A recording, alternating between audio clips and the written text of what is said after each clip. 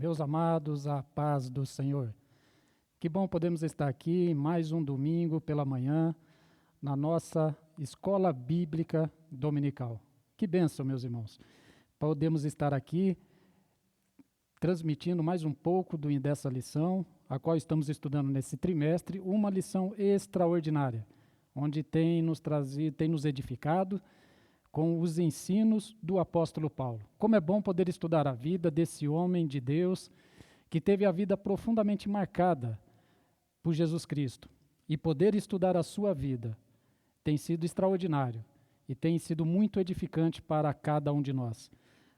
O apóstolo Paulo, lições da vida e ministério do apóstolos dos gentios para a igreja de Cristo. E nessa manhã vamos estar estudando a lição de número 8, a lição Paulo, o discipulador de vidas. Vamos poder estudar, compreender um pouco como era o processo, como que Deus usou o apóstolo Paulo para pregar o evangelho, ganhar vidas e ensiná-las, discipulá-las, para que elas pudessem permanecer, crescer em Jesus Cristo. Vamos orar. Oremos nesta manhã. Senhor nosso Deus e Pai, te louvamos e te agradecemos por podermos estar aqui nessa manhã para juntos aprendermos mais da tua palavra. Nesse caso, especificamente, onde estamos estudando a vida do apóstolo Paulo. E hoje vamos falar, meu Pai, sobre como Paulo discipulava vidas, como ele pregava o evangelho e ensinava. Pai, em nome de Jesus Cristo, que ao final dessa aula possamos ser edificados e que a cada ouvinte, cada um que estiver em casa acompanhando essa aula, possa entender o que é ser discípulo, o que é ser discipulado e como pregar o evangelho e ensinar outras pessoas para que o reino de Deus venha a crescer, se expandir e o teu nome seja glorificado através da pregação do evangelho e do discipulado. Pai, em nome de Jesus Cristo, nos ajude, nos dê graça para ensinar e para quem estiver assistindo, abra o coração para poder aprender mais um pouco e ser enriquecido com essa aula. Em nome do teu Filho é que nós te agradecemos, em nome de Jesus. Meus amados irmãos, vamos estar estudando essa lição preciosíssima, essa lição tão rica e com certeza você vai ter um entendimento melhor para que a tua vida seja edificada.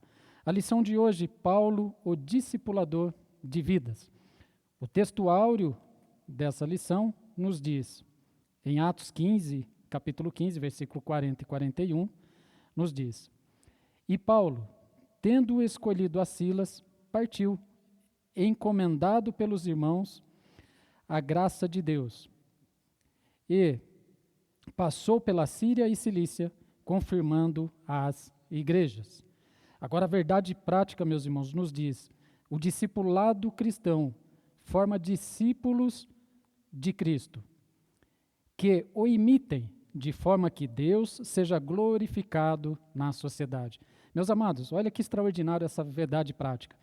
O discipulado cristão forma discípulos de Cristo, que o imitem, que imitem a Jesus Cristo, que tenham o caráter de Cristo, de uma forma que Deus seja glorificado para a sociedade. Esse é o objetivo do discipulado, onde possamos ter a nossa vida edificada em Cristo, para que as pessoas possam olhar para cada um de nós e o nome do Senhor ser glorificado. Que extraordinária essa verdade prática. Meus amados, leitura bíblica em classe, ela está em Atos capítulo 2, versículo 42 e 47, e também no capítulo 20, do versículo 1 ao 4. Atos 42 em diante nos diz assim a leitura bíblica em classe. E perseveravam na doutrina dos apóstolos e na comunhão, e no partir do pão, e nas orações. E em cada alma havia temor, e muitas maravilhas e sinais se faziam pelos apóstolos. E todos os que criam estavam juntos e tinham tudo em comum. Vendiam suas propriedades e fazendas e repartiam com todos, segundo cada um tinha necessidade. E perseverando unânimes todos os dias no templo e partindo pão em casa, comiam juntos com alegria e singeleza de coração, louvando a Deus e caindo na graça de todo o povo. E todos os dias acrescentava o Senhor à igreja aqueles que se haviam de salvar. Agora, Atos capítulo 20, do versículo 1 em diante, nos diz: depois que cessou o alvoroço, Paulo chamou a si os discípulos e, abraçando-os, saiu para a Macedônia. E, havendo andado por aquelas terras e exortando-os com muitas palavras, veio à Grécia, passando ali 3 meses e sendo-lhe pelos judeus postas ciladas.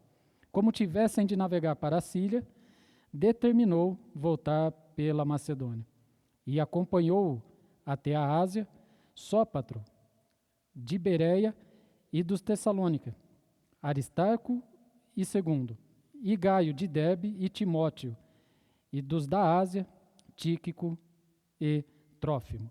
Meus amados, essa é a leitura bíblica em classe dessa aula de hoje.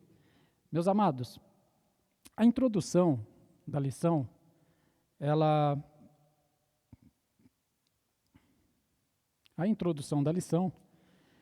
nos diz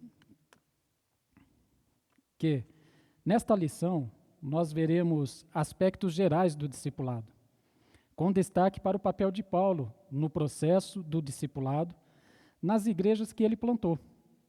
Perceberemos que esse foi o meio pelo qual nosso Senhor nos concedeu para que os recém-nascidos na fé fossem formados segundo o caráter de Cristo. Na introdução, meus irmãos, já deixa bem claro o ponto central dessa lição, que a missão da igreja é pregar e ensinar. O tópico primeiro, meus irmãos, nós vamos começar a entender como que é esse processo de pregar e ensinar. O tópico 1 nos diz, tem o título, Paulo e o discipulado bíblico. Agora, meus irmãos, o que vem a ser o discipulado bíblico? Pois quando usamos só a palavra discipulado, ela pode ser empregada em vários tipos de processo de discipulado.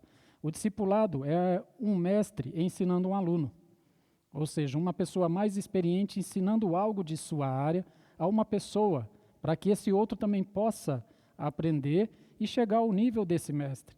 Isso pode ser em qualquer área da vida. Porém, a lição foi muito feliz, o comentarista da nossa lição, quando ele usa esse termo, discipulado bíblico. Porque o discipulado, ele pode não ser bíblico. Mas aqui eu chamo a atenção dos irmãos para o discipulado bíblico, que foi o que Paulo praticou. Para dar um entendimento melhor, meus irmãos, a esse termo, eu gosto muito de usar a definição de discipulado do pastor Kate Phillips, um grande discipulador, um grande ensinador cristão, onde ele diz: o discipulado bíblico cristão, olha a expressão do pastor Kate Phillips, o discipulado bíblico cristão é um relacionamento de mestre e aluno baseado no modelo de Cristo. Por isso que chamamos discipulado bíblico e podemos acrescentar cristão, bíblico e cristão, porque as bases do discipulado nós vemos nos 4 evangelhos, na vida de Cristo. Então, o discipulado, ele é bíblico e é cristão, ele é um relacionamento de mestre e aluno, baseado no modelo de Cristo e seus discípulos, no qual o mestre reproduz tão bem no aluno a plenitude de vida que tem em Cristo, que o aluno é capaz de treinar a outros e ensinar a outros novos discípulos. Então, esse discipulado bíblico, ele é baseado na vida de Cristo, no discipulado de Cristo com seus discípulos. Esse é o nosso modelo de discipulado. Ele vem de Jesus. Nós encontramos as suas bases no Evangelho, nos 4 evangelhos. Quando Jesus convidou os discípulos para segui-lo, então, ali Jesus, durante 3 anos, andando com aqueles novos discípulos, foi ensinando a eles, não só através de ensinos teóricos, mas também com o seu próprio estilo de vida, Eles aprenderam observando a Jesus, observando o Mestre, como ele ensinava, como ele tratava as pessoas, como ele amava cada pessoa, como ele obedecia e era fiel ao Pai, enfim, observando a própria vida de Jesus. Foi que esses discípulos cresceram, amadureceram e foram enriquecidos através desse relacionamento com Jesus. Meus amados, e segundo a lição, o princípio do discipulado na igreja primitiva baseava-se na ordem da grande comissão, que Jesus deu aos discípulos por ocasião de seu aparecimento e despedida, lá em Mateus capítulo 28, no versículo 19 e 20. E após o Pentecostes, depois que Jesus dá a grande comissão, eles vão para Jerusalém e ficam ali, até que do alto eles fossem revestidos de poder. E após o Pentecostes, quando eles recebem o Espírito Santo, então a igreja nasce, historicamente. E o cuidado com os recém-convertidos, recém-nascidos na fé, precisava ser bem estruturado. Não bastava somente pregar, mas eles precisavam cuidar desses novos convertidos. E até faço uma observação aqui, meus irmãos, que hoje muitos procuram e perguntam, irmão, eu preciso de uma estratégia para pregar e os novos convertidos, as pessoas permanecerem na igreja. Na verdade, meus irmãos, a estratégia já está na Bíblia, é o que vamos estudar nesta manhã. Qual que era a estratégia? Pregar o Evangelho e ensinar os novos convertidos. Essa é a estratégia. O que nós precisamos é dar uma estrutura para que essa estratégia venha acontecer. Por isso que aqui na lição diz que o cuidado com os recém-nascidos na fé precisava ser bem estruturado. E ele foi bem estruturado na igreja primitiva. Meus amados, ainda na lição aí nós vemos nesse primeiro tópico que em Atos, capítulo 2, versículo 42 e 47, na leitura que fizemos em classe, nós observamos e vemos claramente que as escrituras, ou seja, a doutrina, a oração e a prática da comunhão e do serviço faziam parte do programa de discipulado da igreja primitiva. E é interessante nós observarmos, meus irmãos, que o que é discipulado? O processo do discipulado na prática, ele passa por 3 fases, que é a consolidação, que é a consolidação, a integração e o ensino. Então, o discipulado bíblico cristão, ele passa por essas 3 fases, consolidação, integração e o ensino. Como que se dá na prática o desenvolvimento dessas fases? O que é a consolidação? É conscientizar o novo convertido na decisão que ele tomou. A pessoa aceitou Jesus, ela precisa entender essa decisão que ela está tomando. Nós precisamos conscientizar, explicar a decisão que ela agora está nascendo de novo, explicar o que é o novo nascimento. Ele precisa entender, ele precisa ser consolidado. Ele precisa saber o que é nascer de novo, o que é entregar a vida a Cristo, o que é seguir a Jesus. Então ele precisa dos primeiros contatos para ser consolidado.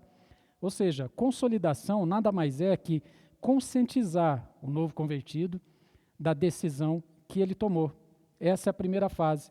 A segunda fase, podemos dizer que é a integração. Mas, na verdade, meus irmãos, a integração é algo tão abrangente que ela pode começar até antes do momento da pessoa aceitar Jesus, porque envolve outros aspectos. Mas, para nós aqui nesta manhã, o que é integração? É o ato de incorporar, de juntar e incluir. Olha que interessante, meus amados. Quando nós falamos de conscientização e olhamos, por exemplo, a mensagem de Pedro em Atos, a sua primeira pregação, depois que ele está ali cheio do Espírito Santo, ao final da mensagem, então as pessoas que o ouviram falam para ele, irmãos, então o que devemos fazer? Então ali ele está consolidando, conscientizando, ele disse, olha, arrependei-vos, né? Está orientando eles, arrependei-vos dos seus pecados, ou seja, se convertam, entregue a vida de fato a Cristo. E então ali Pedro podemos ver ali que ele já estava conscientizando, explicando para eles o que eles deviam fazer. Agora, a integração é o ato de incorporar, de juntar e incluir o novo convertido. Aonde? Na igreja. Meus irmãos, a integração é uma fase muito importante do discipulado. E podemos ver que os novos convertidos, na igreja primitiva, os primeiros novos convertidos, lendo Atos 2, 42 e 47, que é a nossa leitura em classe, nós observamos, olha só, vemos claramente que eles estavam envolvidos na prática da comunhão e do serviço e faziam parte do programa de discipulado da igreja. Então, ou seja, logo eles já eram integrados à igreja. Eles faziam parte, de fato, na comunhão, no serviço da igreja. Isso é muito importante. Ou seja, uma pessoa que, de fato, aceita Jesus e é bem cuidada, bem discipulada, logo ele se envolve no serviço cristão, nas atividades da igreja. Quando ele aceita Jesus, ele já é integrado espiritualmente ao corpo de Cristo, a igreja invisível. Mas ele também faz parte de uma igreja visível. Então, o novo convertido, ele já é envolvido, ou seja, ele é integrado. E algumas igrejas até usam a expressão, eles são conectados à igreja visível, ao dia a dia da igreja.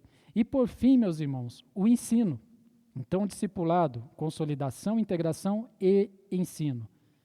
Então, aqui nós vemos em Atos 2, 42 ao 47, que eles estavam sendo doutrinados, ou seja, ensinados na doutrina dos apóstolos.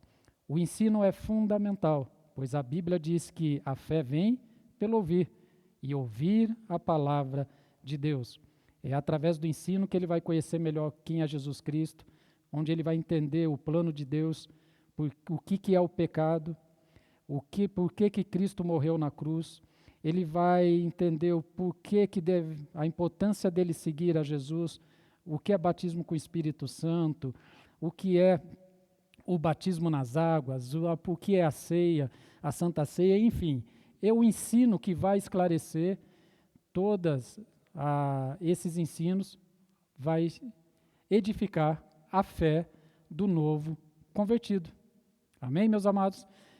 Meus irmãos, seguindo em frente, então nós vemos que tudo isso era para quê? Para que levar os novos convertidos a se tornarem imitadores de Cristo. O apóstolo Paulo, em 1 Coríntios 11, versículo 1, ele diz: sede meus imitadores, como eu sou de Cristo. Agora, meus amados, algo muito importante que eu quero relatar aos irmãos, antes de passarmos para o subtópico 2 dessa primeira parte da lição, logo no início, no subtópico 1, nos diz que o princípio do discipulado na igreja primitiva baseava-se na ordem da grande comissão que Jesus deu aos discípulos. Ao decorrer dessa lição, nós vamos ver a importância do equilíbrio da pregação do evangelho e o ensino, o discipulado. Há, meus amados, quem insista na pregação e há quem insista só no discipulado. Na verdade, precisa haver um equilíbrio entre a pregação, a proclamação do evangelho e o ensino, o discipulado. Nós não podemos ter uma visão errada da grande comissão. Uns se apegam a Marcos, que decide pregar o evangelho. Outros gostam mais de Mateus, onde diz: vide e fazei discípulos. Mas, meus irmãos, é muito importante entendermos a natureza da grande comissão. Vejam, meus amados, a grande comissão, ela é uma comissão composta. Ela não está somente em Mateus e em Marcos. Nós ainda a encontramos em Lucas e João. A grande comissão, ela tem o seu registro nos 4 evangelhos.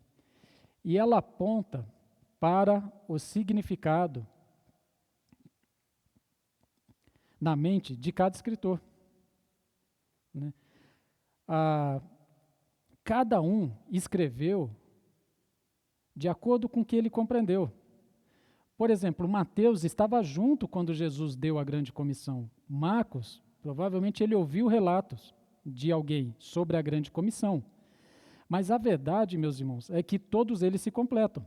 A grande comissão, ela aponta para o significado na mente de cada escritor. Sua riqueza e plenitude de essência, a unidade de propósitos de cada um dos evangelhos. Né? Mas todos eles culminam na grande comissão e seguem uma direção comum. Nenhum deles aborda ela na sua plenitude. Mas tanto Mateus, Marcos, Lucas e João, todos eles não abordam ela na sua plenitude, mas todos se completam. Ao mesmo tempo que cada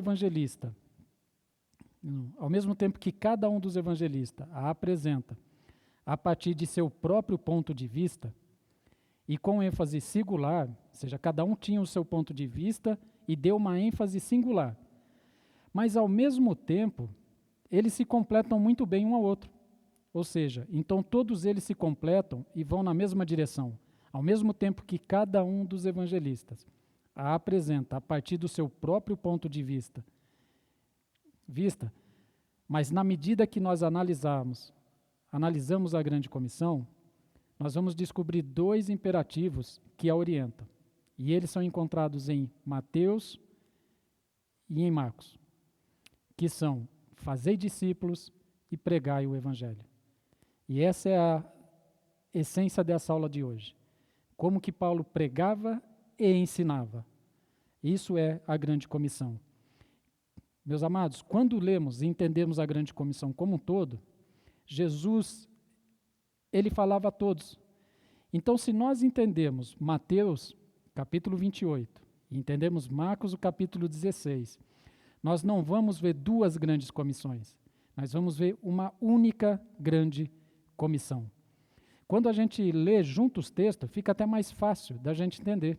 Por exemplo, Mateus 28, 18 ao 20, nos diz: e chegando-se Jesus, falou-lhes dizendo: é-me dado todo o poder no céu e na terra.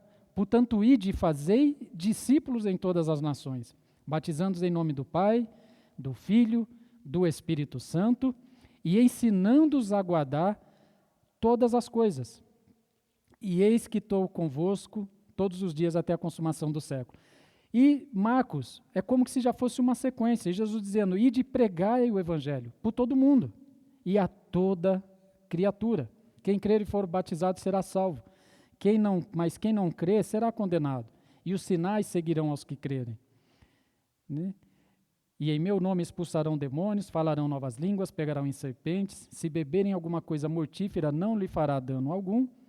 E porão as mãos sobre os enfermos e os curarão. Essa é a grande comissão em Marcos e em Lucas.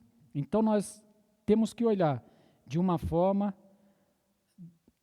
completa e entender que precisamos pregar e ensinar. Meus amados, é muito importante entendermos isso, para não ficarmos só insistindo em pregar ou parado esperando as pessoas converterem para depois ir para o discipulado. A igreja precisa avançar. Jesus disse: ide, então nós precisamos ir. Para quê? Pregar o evangelho, proclamar o evangelho, anunciar a Jesus, anunciar o reino de Deus, para que as pessoas se arrependam dos seus pecados, se convertam e depois sejam ensinadas e discipuladas para permanecer em Cristo até Jesus voltar. Amém? Meus amados, subtópico 2, Paulo, o discipulador. O apóstolo dos gentios foi um discipulador distinto. Após a sua conversão, ele sentiu a necessidade de conhecer a Cristo mais profundamente.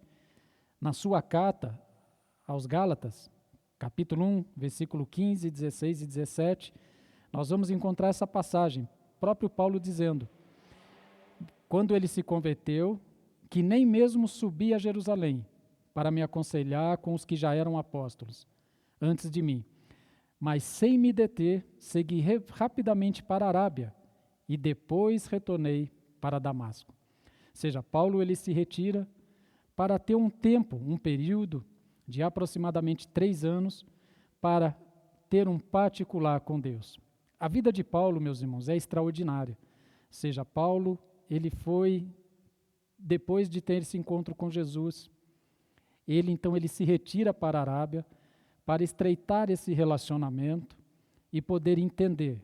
Ou seja, aí seguindo a lição diz que Paulo sabia os desafios ao defender o nome de Jesus diante dos judeus. Ele sabia que o desafio seria grande e ele precisava ter um relacionamento muito íntimo com Jesus. E durante esses 3 anos, ele provavelmente ali estreitou a sua comunhão. Tanto que é comum nós, quando lemos as Escrituras, as cartas de Paulo, nós vemos, por exemplo, ele usar a seguinte expressão: o que eu aprendi do Senhor, isso eu vos ensinei. Ou seja, ele diz que ele aprendeu diretamente com o Senhor. Que coisa extraordinária, meus irmãos, a vida do apóstolo Paulo. E o discipulado, meus irmãos, comprometido, é um relacionamento comprometido. Discipulado é um relacionamento comprometido e pessoal. Ou seja, e Jesus deixou claro para seus seguidores que o discipulado demandava um alto grau de compromisso. E Paulo, ele entendeu que antes dele fazer discípulo, primeiro ele foi entender o que é ser discípulo. Ele foi se relacionar, conhecer mais a Jesus. Porque se o processo do discipulado, ele tem como objetivo uma pessoa mais experiente, ajudar um novo na fé, ou um crente com menos conhecimento, a conhecer Jesus e amadurecer, ter sua vida edificada em Cristo. Ou seja, então primeiro eu preciso buscar esse Jesus, eu preciso ser discípulo, eu preciso ter Jesus para oferecer ele e ajudar outra pessoa a crescer. Esse é o objetivo do discipulado. E eu só posso oferecer para alguém algo que eu tenho. O que não é meu, o que eu não tenho, eu não posso oferecer, pois não tenho. Mas então, antes de discipular, eu preciso conhecer a Jesus, buscar a Ele, ser discipulado, buscar a ajuda de alguém mais experiente, que me ajude, então aí sim eu vou poder fazer mais discípulos. E esse foi o processo de Paulo. Ele ficou por esse período, aproximado de 3 anos, buscando conhecer mais a Jesus. Pois o discipulado exige um alto compromisso. E Lucas, ele escrevendo palavras do próprio Jesus a respeito de segui-lo, ele diz que qualquer um que não levar a sua cruz e não vier após mim, não pode ser meu discípulo. Nesse mesmo capítulo, Jesus também fala, aquele que não renuncia a si mesmo, que não nega a si mesmo, não pode ser meu discípulo. Discipulado é alto compromisso com Jesus. É estarmos compromissados com o reino, com Cristo, para de fato sermos seus discípulos. E seguindo a lição, meus amados, ao longo de suas cartas, nós vemos que de fato Paulo desenvolveu um relacionamento muito profundo com Jesus. E com a doutrina, ou seja, ao longo de suas cartas, vemos um compromisso profundo com a doutrina, expostas em sua aplicabilidade na vida do discípulo. Ou seja, há doutrina no discipulado, mas há também prática coerente com a doutrina. Ou seja, discipulado não é simplesmente transmitir ensino. Discipulado não é só alcançar a mente da pessoa, mas é alcançar o coração, alcançar a sua alma. Para quê? Para que ela tenha a vida marcada e transformada pelos ensinos, de fato, e esses ensinos transformar a sua vida de tal maneira que isso fica visível às pessoas que olham para ela. Para quê? Para que, através dessa mudança de vida, dessa prática de vida, ou seja, onde Cristo, ele passa a dominar nosso ser, ou seja, possamos ter uma vida transformada, então sermos de fato luz para a sociedade. Ou seja, como lemos na verdade prática, que o discipulado ele nos transforma, para que o nome do Senhor seja glorificado para as pessoas que estão fora da igreja. Então, discipulado, Paulo ele entendeu isso. Esse alto compromisso que Paulo teve com Jesus transformou a sua vida, marcou a sua vida e mudou completamente a sua vida.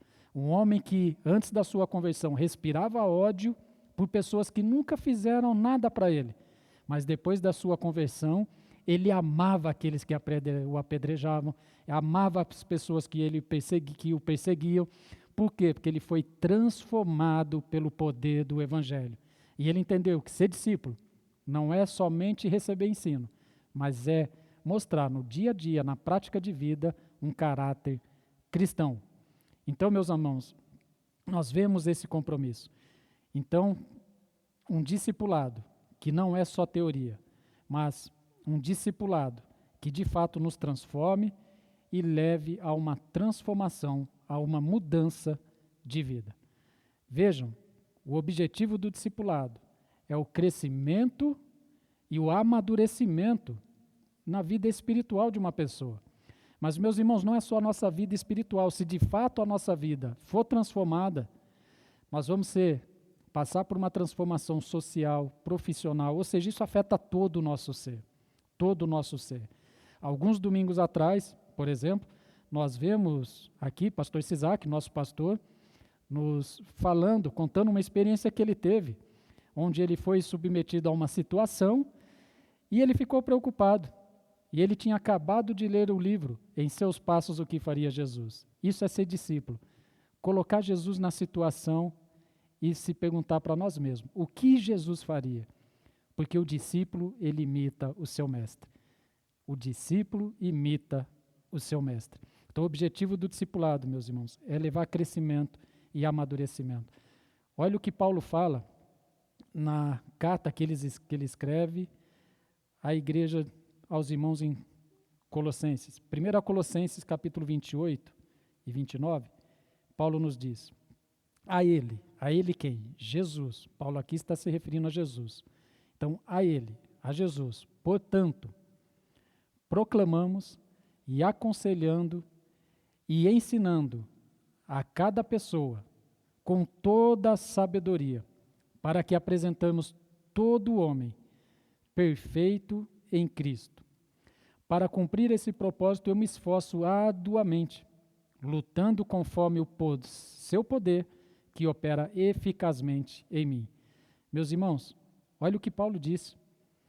A Jesus, portanto, nós proclamamos. Ele proclama Cristo, mas ele também aconselhando e ensinando a cada pessoa. Ele proclama, ele prega a Jesus Cristo. Ele anuncia Jesus Cristo. E aconselhando, entendo aqui, aconselhando a cada pessoa a se arrepender dos seus pecados, a ser, de fato, experimentar o novo nascimento. E ensinando a cada pessoa, com toda a sabedoria, para que apresentemos a todo homem perfeito em Cristo. Esse é o objetivo de Paulo, pregando e ensinando. E agora olha o alto comprometimento do apóstolo. E para cumprir esse propósito, eu me esforço arduamente. Ele se esforça de maneira árdua. E ele diz, lutando, conforme o seu poder que opera eficazmente em mim. Que extraordinário, meus irmãos. Que riqueza podemos aprender com o apóstolo Paulo. Né? Que riqueza. Meus amados, subtópico 3 da lição nos diz a metodologia de Paulo para o discipulado. Qual que era a metodologia de Paulo para o discipulado? O primeiro passo para o discipulado de Paulo era pregar o Evangelho e pelo poder do Espírito Santo. Então ele pregava pelo poder do Espírito Santo e convencer as pessoas acerca de Cristo. Então, o primeiro passo para o discipulado de Paulo era pregar o Evangelho pelo poder do Espírito Santo e convencer as pessoas acerca de Cristo. Então, a partir dos primeiros convertidos, ele plantava uma igreja na cidade. E ao plantá-la, o apóstolo ficava ali o tempo suficiente para firmar os passos dos novos convertidos. Então, ele chegava numa cidade, pregava o Evangelho, e ficava tempo suficiente para confirmar os passos dos novos convertidos.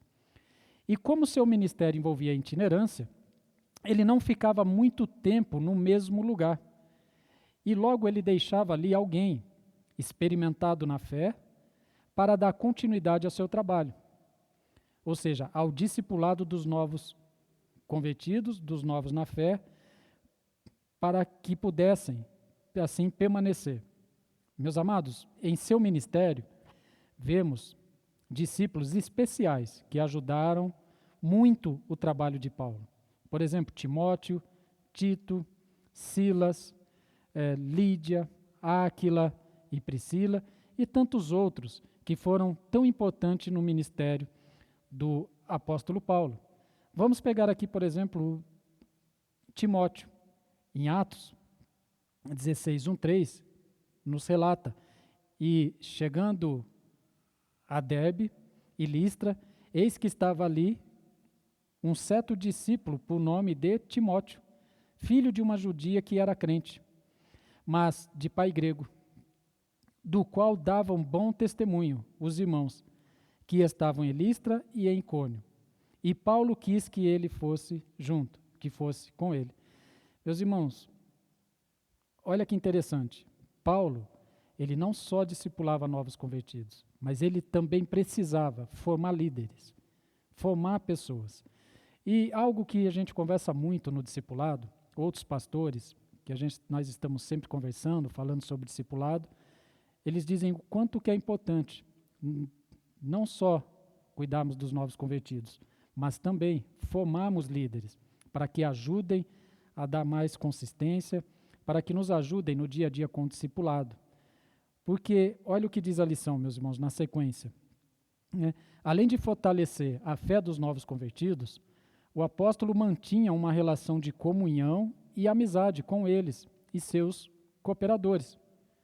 Uma lição importante aqui é destacar que a obra do discipulado envolve pessoas que sejam crentes de verdade, idôneas e que amem ao Senhor e sua igreja, ao ponto de se doar inteiramente em favor de um novo convertido.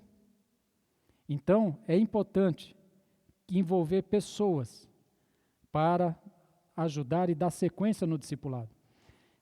Paulo escrevendo a Timóteo, você vê, nós vemos no capítulo 16 de Atos, quando ele conhece a Timóteo e leva ele junto, para assim ele trabalhar na vida de Timóteo, ensiná-lo, para que Timóteo lá na frente pudesse o ajudá-lo. E quando ele escreve para Timóteo, na sua segunda carta, capítulo 2, versículo 2, olha o que Paulo fala: e o que de mim, entre muitas testemunhas você ouviste, outras versões vai estar: o que aprendeste de mim diante de muitas testemunhas, confia a homens fiéis, que sejam idôneos, para que também ensinarem a outros. Então essa era a visão do apóstolo Paulo. Além dos novos convertidos, ele também se preocupou em formar líderes, porque ele sabia que era importante, que ele não ia estar o tempo todo, mas era importante ele ter outros líderes, formar outros, discipular líderes, para que eles assim o pudessem ajudá-lo nesse trabalho do discipulado. Aí, meus irmãos, nós vemos aí 3 perguntas, né? 3 perguntas. Ou seja, precisamos de um mentor. Todos nós precisamos de um mentor ou um discipulador. E quem que é o seu mentor? Quem que é o seu discipulador? Quem que é a sua referência? Ou seja, nós precisamos de pessoas que nos ajudem a caminhar com Jesus. Precisamos de mentores. Quem na sua história te influenciou para que você seja quem você é hoje? Por que que eu faço essas perguntas, meus irmãos? Porque é muito importante nós termos uma referência. Paulo, ele foi referência para muita gente e continua sendo até hoje, para nós. Ou seja, praticamente 2000 anos se passaram e Paulo ainda continua sendo referência. Mas hoje nós também precisamos de referências no nosso dia a dia. Ou seja, precisamos de um pastor, precisamos de uma liderança. Nós não podemos viver sem ter alguém que nos ajude. E em toda a nossa história, nós temos pessoas que nos influenciam, impactam a nossa vida. Aí você pode estar olhando aí na sua tela e estreando essa terceira pergunta, né? Vamos jogar a bolinha de gude. Eu achei interessante que aqui nós podemos trazer um exemplo prático. Ou seja, o Walt era um senhor comum na sua igreja, sem formação acadêmica, sem formação pedagógica na área de ensino, mas ele tinha um desejo muito grande de dar aula na escola dominical. E ele insistia com o seu pastor para que o pastor desse uma classe para ele dar aula. Mas o pastor tinha outras pessoas preparadas. Mas ele foi insistindo, insistindo, até que um dia o pastor disse para ele: Walt, então vamos fazer o seguinte, eu vou te dar uma classe, mas eu vou te dar a classe e as cadeiras, a sala. Mas os alunos você vai lá na rua e convida pessoas para vir conhecer o Evangelho. Ele falou, tá bom, vou procurar então meus alunos na rua. E ele saiu da igreja, encontrou ali alguns garotos, e dentre eles tinha um com o apelido de Rove. E ele então se aproxima desses garotos e pergunta para o Rove, que é a abreviação do nome Howard, e disse para ele, você gostaria de frequentar minha classe de escola dominical? E esse menino disse, olha, eu não gosto de nada, de nenhuma frase, nenhuma expressão, nenhum convite que contenha essa palavra, escola, não gosto de escola. E aquele homem, já um senhor, olhou para ele e falou, mas vamos jogar bolinha de gude? Que eles estavam com umas bolinhas, aí ele se alegrou e falou, vamos. E logo ele pensou, vou dar um show nesse coroa, né? Ele já faz tempo que não joga, mas enfim, passaram ali alguns momentos jogando e no final o coroa tinha ganhado todas as bolinhas de gude do garoto. Mas ali eles começaram uma amizade. E no final, depois do jogo, da brincadeira, então o Walt chamou ele novamente e falou, você não gostaria de ser aluno na minha classe? E ele disse, sim, eu quero ser seu aluno. E ali eles iniciaram uma amizade extraordinária. Aquele senhor abraçou esse garoto de 9 anos e seus amigos. Levou ele para a igreja e domingo após domingo, pregou o Evangelho e ensinou o Evangelho a eles. E aquele menino teve sua vida marcada, da mesma forma que Tito, Timóteo foram marcados por Paulo. Esse garoto foi marcado por esse homem. E esse homem formou esse garoto, discipulou, explicou o que é o Evangelho, e esse menino teve sua vida transformada pelo poder do Evangelho de Jesus Cristo. E esse menino cresceu. E daqueles meninos que jogavam bolinha de gudes, hoje 9, não, pouco mais de 10, são pastores integrais. E esse garoto, que era conhecido como Rove, ele hoje é o pastor Howard Hendricks, um dos maiores ensinadores dos Estados Unidos e tem impactado várias vidas, inclusive a minha através de seus livros, onde ele fala da importância do discipulado, a importância da mentoria, a importância de termos alguém, temos uma referência, temos um líder, alguém que nos oriente. Meus amados, isso é extremamente importante. Temos uma liderança, como temos hoje, na do nosso pastor-presidente, pastor Cisac, que tem nos ajudado, orientado, aconselhado, como Paulo, tem se esforçado arduamente para nos aconselhar, nos ensinar e nos ajudar a crescer e amadurecer. Então, todos nós precisamos de uma referência e de um mentor. Meus amados, partindo para o segundo tópico da lição, onde nos diz o título do segundo tópico, tópico 2, o discipulado e a missão integral de pregar e ensinar. Meus amados, a pregação, ela é o ponto de partida. A pregação é o ponto de partida. Pregar o Evangelho e é o meio que o Espírito Santo leva as pessoas à salvação. Pregamos o Evangelho com seriedade, intensidade e ousadia. Foi assim que a Igreja de Cristo se expandiu. Ela tinha como ponto de partida a tarefa que Jesus deixou a seus discípulos. Como vimos anteriormente, nada pode substituir a dimensão proclamatória da igreja. A igreja começou assim, pregando o Evangelho, com seriedade, intensidade e ousadia. E para isso, ela foi revestida do poder do Espírito Santo, para cumprir a sua missão. Vemos isso lá em Atos, capítulo 1, versículo 4 e 8. E quando os discípulos foram cheios do Espírito Santo, lá no cenáculo, em Jerusalém, e ali depois começa a pregar o Evangelho, e a igreja se espalhou por todo o mundo. Assim, os discípulos de Cristo plantaram igrejas nas casas, nas aldeias e nas cidades. O Evangelho começou a se espalhar.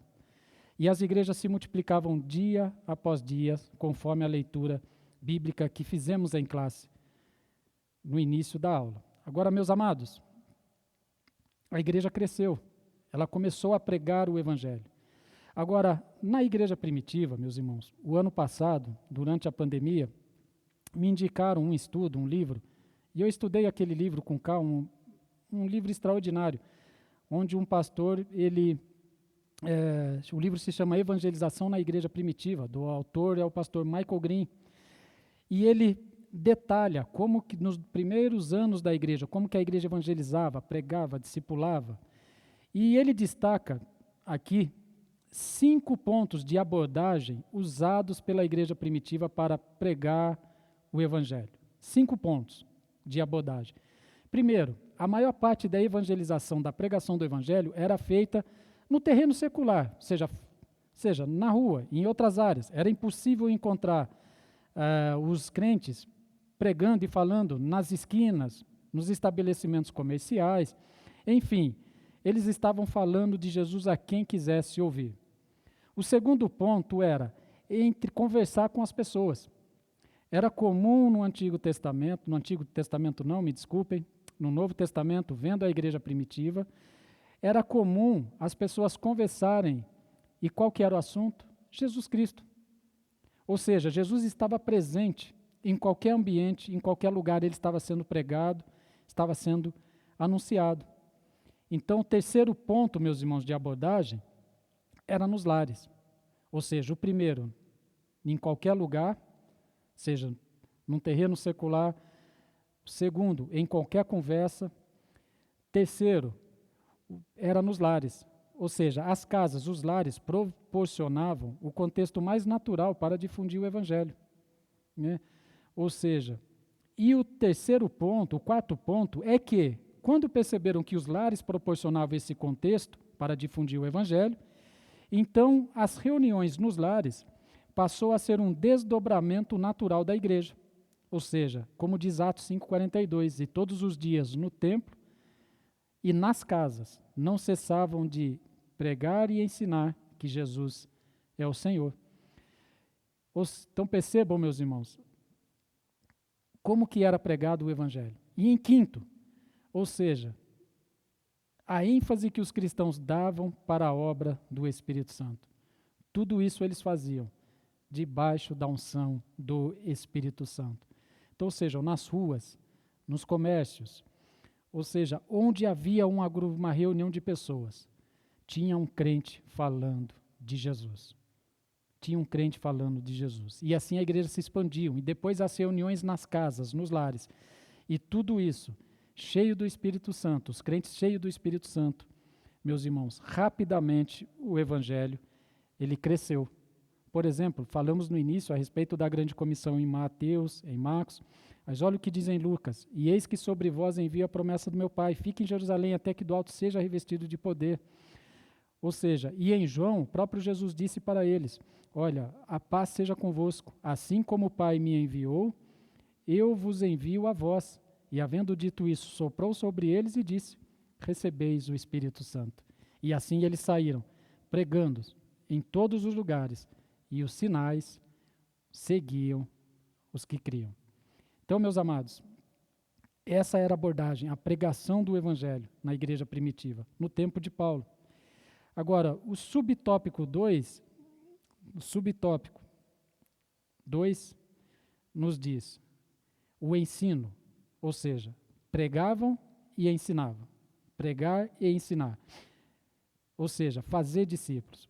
O discipulado começa quando as pessoas aceitam a Jesus como Salvador de suas vidas. Logo, a conversão a Cristo é a semente da igreja, que germina e dá frutos. Não foi assim que aconteceu no dia de Pentecoste. Pedro se levantou, pregou, ou seja, 120 pessoas ali cheias do Espírito Santo, e quando ele começou a pregar com autoridade sobre quem era Jesus, veio um resultado: quase 3.000 pessoas se converteram. E agora, o que fazer com essas pessoas? Ensinar, ensinar e ensinar. Precisavam consolidar, precisavam integrar essas pessoas e ensiná-las. Então os apóstolos entenderam que deviam discipular esses recém-convertidos. Ou seja, e ao longo do seu ministério, o apóstolo observou rigorosamente esse princípio e o aplicava nas vidas das pessoas que ele alcançava. Ou seja, meus irmãos, por que os apóstolos, a igreja primitiva e o apóstolo Paulo, ele insistia em pregar e ensinar? Ou seja, porque não bastava somente as pessoas se converterem, elas precisavam ser ensinadas. O Evangelho de João, capítulo 15, na parábola da videira, fica muito evidente o motivo do ensinar. Capítulo 15, versículo 1 e 2, Jesus diz: eu sou a videira verdadeira e o Pai é lavrador, e toda vara em mim que não dá fruto, atire e limpa, e toda aquela que dá fruto, para que dê mais fruto. Então precisa dar fruto e depois ser limpado, podado, para quê? Para dar mais fruto. Para quê? Para que o nome do Pai seja glorificado. Ó. João 15, 8, e nisto é glorificado meu Pai, que deis muitos frutos e assim sereis meus discípulos. Então Paulo entendia o processo, que tinha que dar frutos.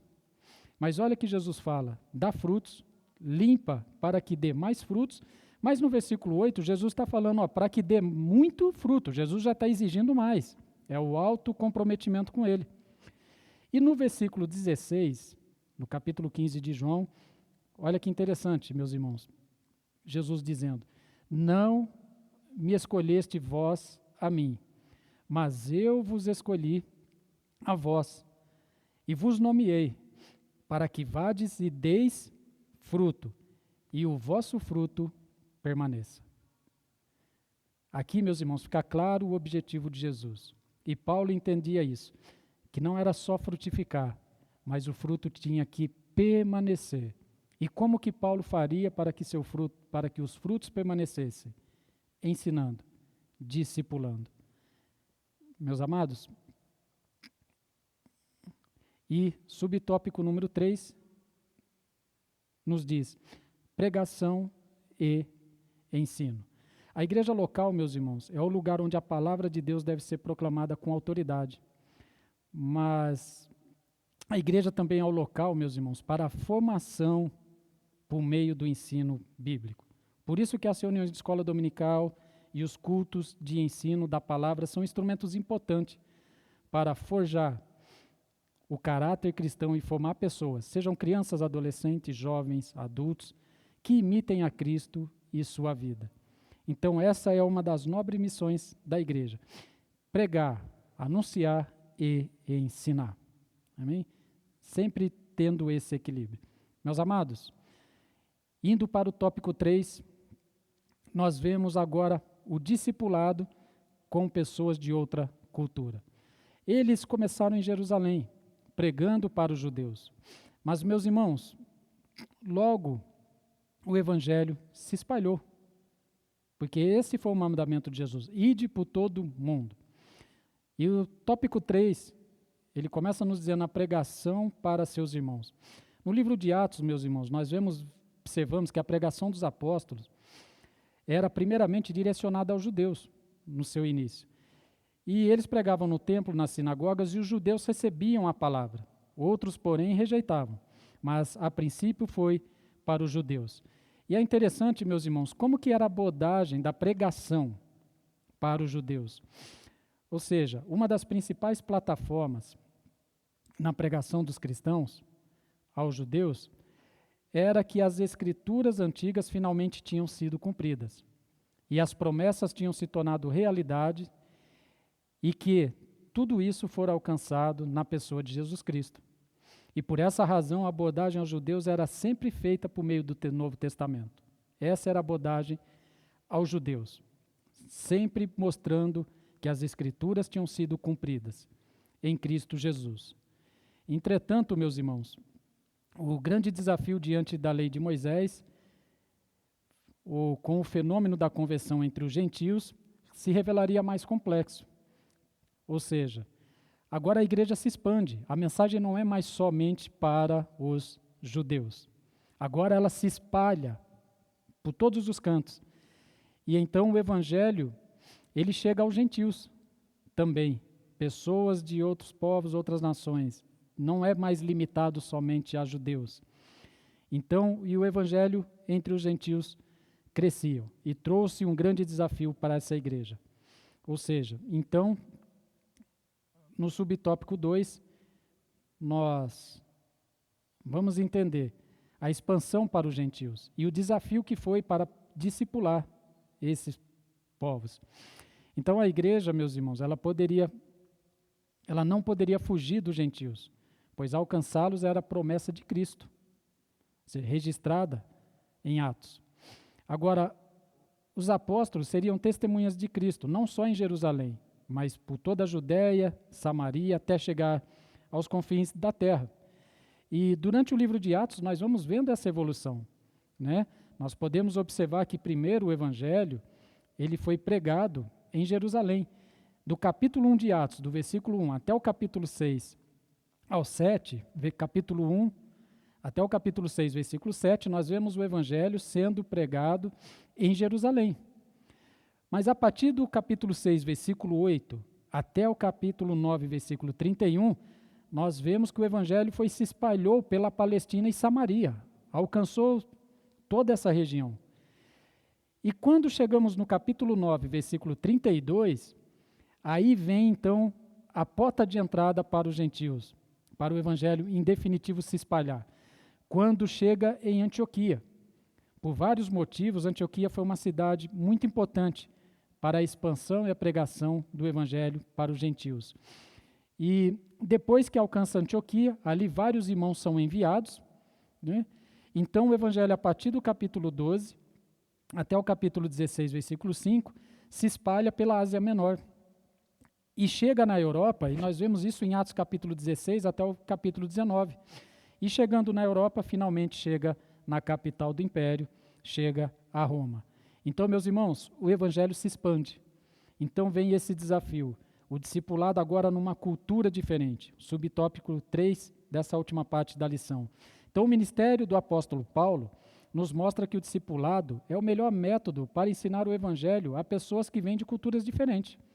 Apesar da cultura ser diferente, pessoas diferentes, ou seja, porém, a mensagem é a mesma, é Jesus Cristo e esse crucificado. É ensinar quem foi Jesus. Então, meus irmãos, porém muda um pouco a abordagem. A abordagem aos gentios a respeito do Evangelho, ela já não é tão baseada no Antigo Testamento como era para os judeus, para explicar para eles que as promessas do Antigo Testamento tinham se cumprido em Cristo. Agora, a abordagem entre os judeus, entre os gentios, ela era uniforme também. Entre outros fatores, nós vemos 3 que são mais destacados, mais marcantes na pregação do Evangelho e no ensino para os povos gentios. Primeiro era o ataque à idolatria. Os povos eram extremamente idólatras, então a pregação, ela atacava a idolatria. A proclamação, outro fator, a proclamação de um único Deus verdadeiro e as implicações morais desses povos, que eram pessoas extremamente imorais. Então muda um pouco a abordagem.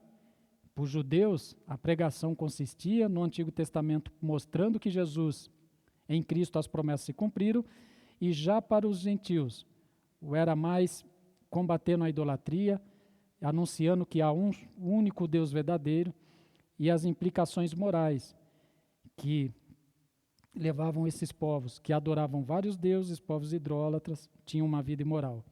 E com Paulo, meus irmãos, nós aprendemos que a proporção que absorvemos o Evangelho, nessa forma de pensar alterada, era para desejar as coisas mais nobres e fazer o que glorifica a Deus. Meus amados, olha o que a lição nos diz. Com Paulo aprendemos que a proporção que absorvemos o Evangelho, nossa forma de pensar é alterada, para desejar as coisas mais nobres e fazer o que glorifica a Deus. Ou seja, o Evangelho, quando entra na nossa vida, ele muda a nossa forma de pensar e passamos a uma nova vida, a coisas mais nobres. Querer, desejar coisas mais nobres e fazer o que glorifica a Deus. Meus amados, para irmos para a conclusão e fechar essa lição, eu quero só ler para os irmãos Atos capítulo 17 e entendemos isso que acabamos de ler na lição, de fazer o que glorifica a Deus. E vemos na Bíblia Paulo pregando e ensinando e vemos o resultado disso na prática, que é o que Deus deseja de nossas vidas, da igreja nos dias de hoje. Olha só, Atos capítulo 17, relata quando Paulo chega em Tessalônica e ali ele prega o Evangelho. Olha o que nos diz, meus irmãos, a Bíblia, a palavra de Deus, Atos capítulo 17, versículo 1 em diante, nos diz: E tendo passado por Anfípolis e Apolônia, chegaram a Tessalônica, onde havia uma sinagoga judaica. E como fazia habitualmente, Paulo foi à sinagoga e por 3 sábados argumentou com aquele grupo de pessoas com base nas Escrituras, explicando e comprovando que se fez necessário que o Cristo padecesse e ressuscitasse dentre os mortos. E proclamava: Este Jesus que vos anuncio é o Messias. Assim, alguns dos judeus foram convencidos, ou seja, e se uniram a Paulo e Silas, bem como uma multidão de gregos, obedientes a Deus, e diversas senhoras da alta sociedade. Olha só, meus irmãos, depois de 3 sábados, proclamamos, ensinando, convenceu aquelas pessoas a respeito de que Jesus Cristo é o Messias. Houve conversões, porém, meus irmãos, o versículo 5 nos diz que os líderes judeus sentiram forte inveja e reuniram alguns homens perversos, dentre os desocupados, e agitando a população, iniciaram um tumulto na cidade. Invadiram a casa de Jason em busca de Paulo e Silas, com o objetivo de arrastá-los para o centro do ajuntamento da multidão. Todavia, não os encontrando, agarraram Jason e alguns outros irmãos e os entregaram aos governantes da cidade, exclamando: Estes que têm alvoroçado o mundo chegaram até nós. Então vejam, meus irmãos, Paulo e Silas foram até Tessalônica, chegaram lá, pregaram o Evangelho, falaram de Jesus, pregaram. E diz a Bíblia, meus irmãos, que por 3 sábados ele argumentou nas sinagogas. Mas, meus irmãos, eu acredito que Paulo não esperava a semana toda para pregar na sinagoga. Eu imagino e creio, tenho essa convicção, de que todos os dias eles se reuniam com as pessoas. Aos sábados era na sinagoga, mas nos outros dias eles se reuniam, provavelmente numa casa, com alguém, e ele ficou ali 3 semanas pregando Jesus. Houve conversões, mas logo armaram uma confusão e Paulo precisou sair. Agora, meus irmãos, o discipulado ele é um trabalho árduo, longo e às vezes até sacrificial. É um trabalho de acolhimento, integração, acompanhamento, aconselhamento, orientação espiritual. E nesse importante ministério temos Jesus como principal modelo. Agora, dá resultado. Quando nós pregamos o Evangelho, quando pregamos, e há conversões, e ensinando, meus irmãos, o processo é árduo, mas dá resultado. Pregando e ensinando. Pregando e ensinando. E a própria Bíblia nos diz isso, porque a Bíblia explica a própria Bíblia. Meus irmãos, nós vemos na lição que Paulo sempre deixava pessoas para dar continuidade no trabalho. Passado algum tempo, Paulo sai de lá, depois que ganha essas pessoas, e como ficou essa igreja que Paulo iniciou em Tessalônica? Quais foram os resultados da sua pregação, do seu ensino, da sua argumentação? Mesmo ele tendo sofrido ali aquela perseguição, aquele tumulto. Outro dia, eu lendo um livro, um pastor ele fez um comentário interessante. Ele falou: meus irmãos, nós temos que ser que nem Paulo. Paulo, onde chegava, as coisas mudavam. Ou tinha tumulto, ou tinha avivamento, ou tinha tumulto. E às vezes tinha os dois, como no caso aqui hoje. Teve avivamento, teve pregação, teve conversões e teve tumulto. Mas ele pregava o Evangelho com ousadia. E passa o tempo. E ele deixou aquela igreja plantada. Agora, olha que lindo, meus irmãos, quando vamos lá para a primeira carta aos Tessalonicenses, capítulo 1, Paulo escreve para aquela igreja, que ele deixou lá, que ele iniciou. E quando ele volta para aqui, ele não voltou mais durante esse período, até ele escrever essa carta.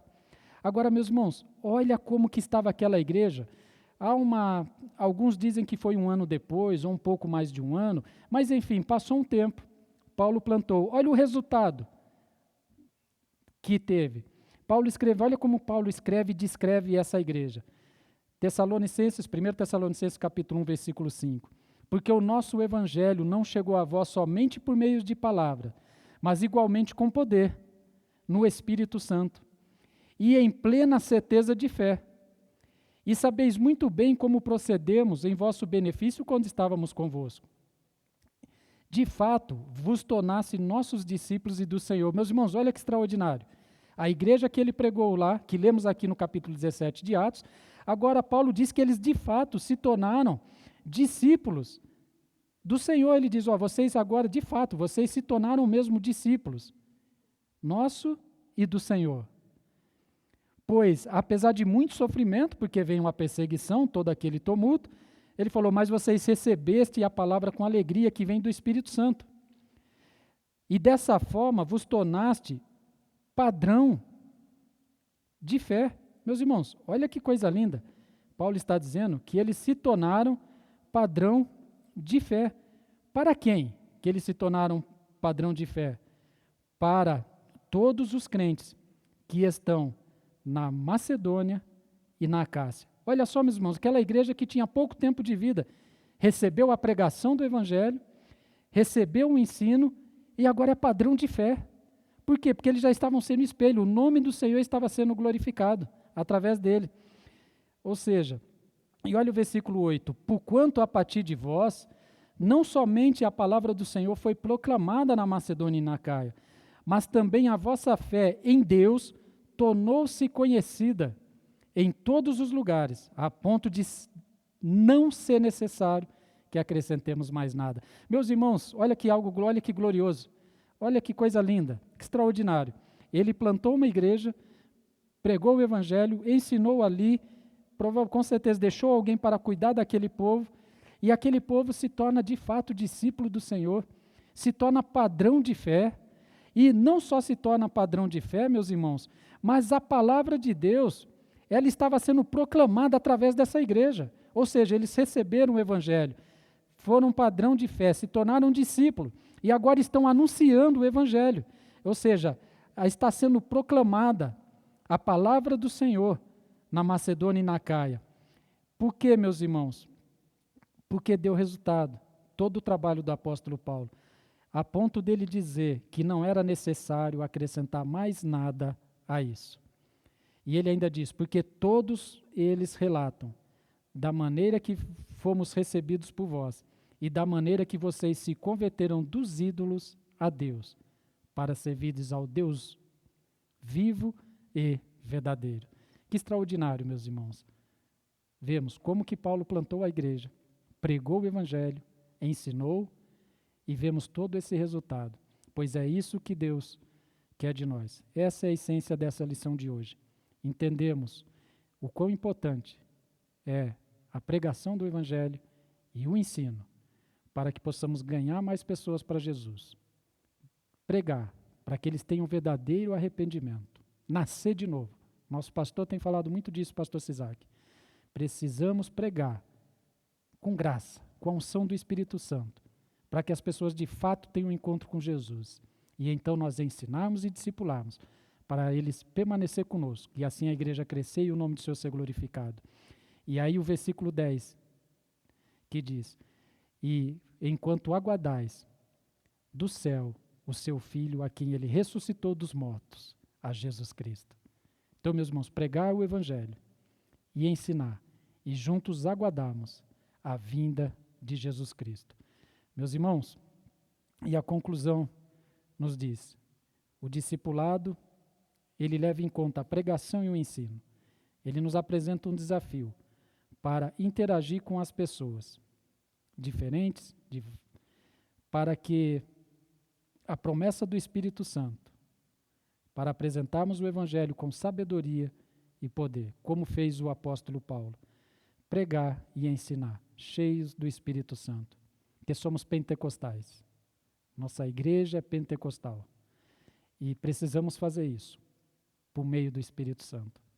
Meus irmãos, essa frase eu tirei de um livro que nos diz, por meio do Espírito Santo, nós somos retirados da esfera das leis, das meras exigências, e somos incluídos no espaço dos acontecimentos. Ou seja, Jesus quer colocar você na onde as coisas acontecem.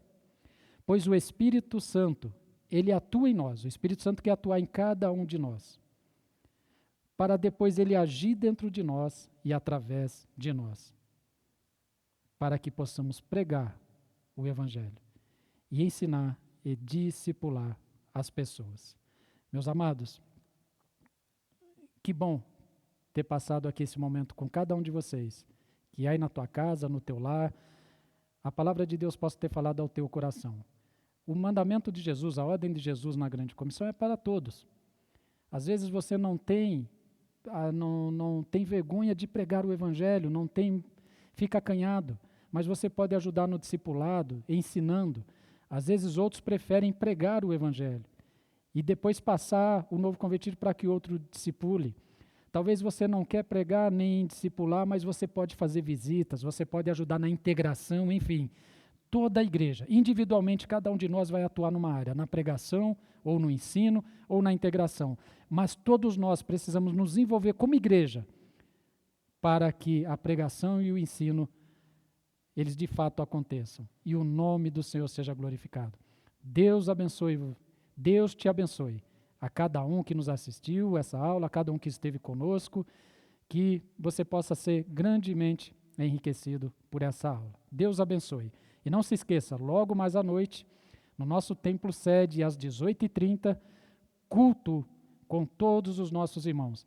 E você que é de uma de nossas congregações, também esteja lá cultuando e adorando ao nosso Deus. E convide alguém, convide um não crente, um parente, um amigo, e vamos retornar à noite para o templo para adorarmos ao nosso Deus. Deus te abençoe. Oramos ao Senhor. Senhor, nosso Deus e nosso Pai, te louvamos e te agradecemos por esse período que estivemos aqui, Pai, na Tua presença, para podermos aprender mais a Tua palavra. Pai, que cada coração neste momento esteja queimando, ardendo de desejo de pregar o Evangelho como Paulo pregou. Pai, que também queira ensinar novos convertidos. Senhor, e que Teu Espírito Santo nos use, nos capacite, nos dê graça, que possamos fazer, Senhor, anunciar o Evangelho e discipular debaixo da unção do Espírito Santo. Pai, em nome de Jesus Cristo, levante, Senhor, aqui nesta cidade, em nossa igreja, Senhor, irmãos, irmãs, jovens, crianças, adolescentes, cheios do Teu Espírito Santo, para proclamar o Teu Evangelho, para proclamar o Teu Filho, a Jesus Cristo, e cuidarmos dessas novas vidas. Em nome de Jesus, Senhor, nós Te agradecemos. Em nome de Jesus, Pai. Amém.